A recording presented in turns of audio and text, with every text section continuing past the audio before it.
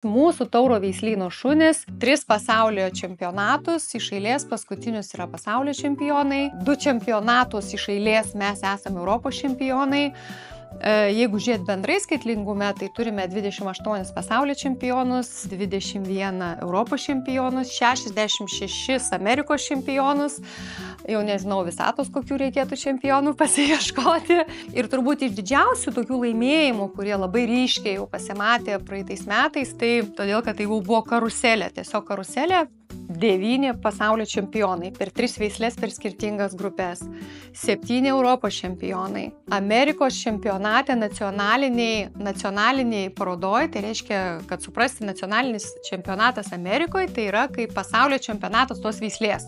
Jie taip skaito ir tai suvažiuoja visi veisėjai iš viso pasaulio ir būtinai turi parodyti savo medžiagą. Tai mes laimėjome ir Best of Breed, Tauro Pranciškus, ir Best of Positive Sex. Tai reiškia geriausią veislės atstovą ir sekantį veislės atstovą mes laimėjome, tai buvo Tauro Burgundija.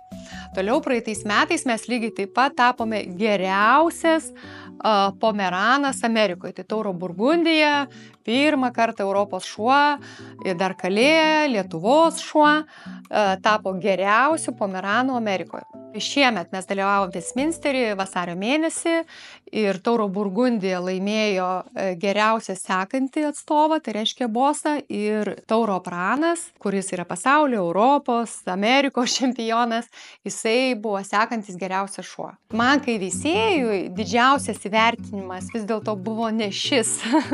Didžiausias įvertinimas buvo, kai prieš 3 savaitės grįžom iš Amerikos ir Amerikoje buvo apdovanotas kaip geriausias Amerikos veisėjas 24 metų.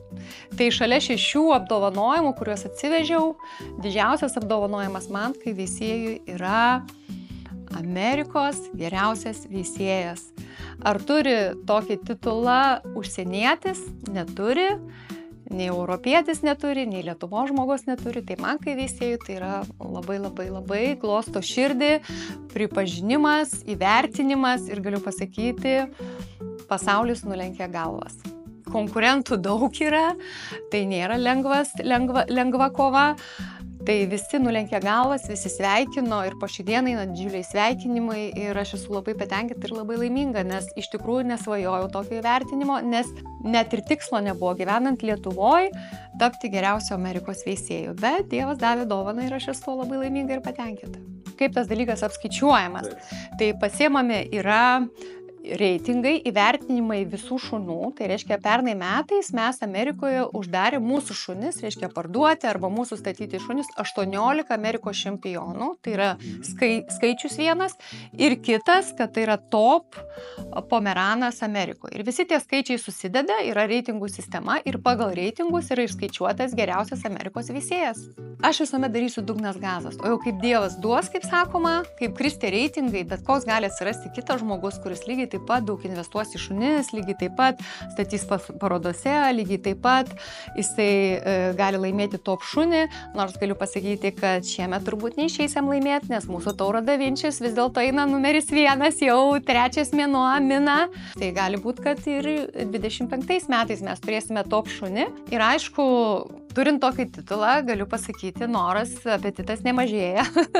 Apetitas ir norisi išlaikyti tą titulą ir mes jau pasiskaičiavę esame, kad mes ginsime šitą titulą, kad ir kitais metais mes išlaikytumėm šitą titulą.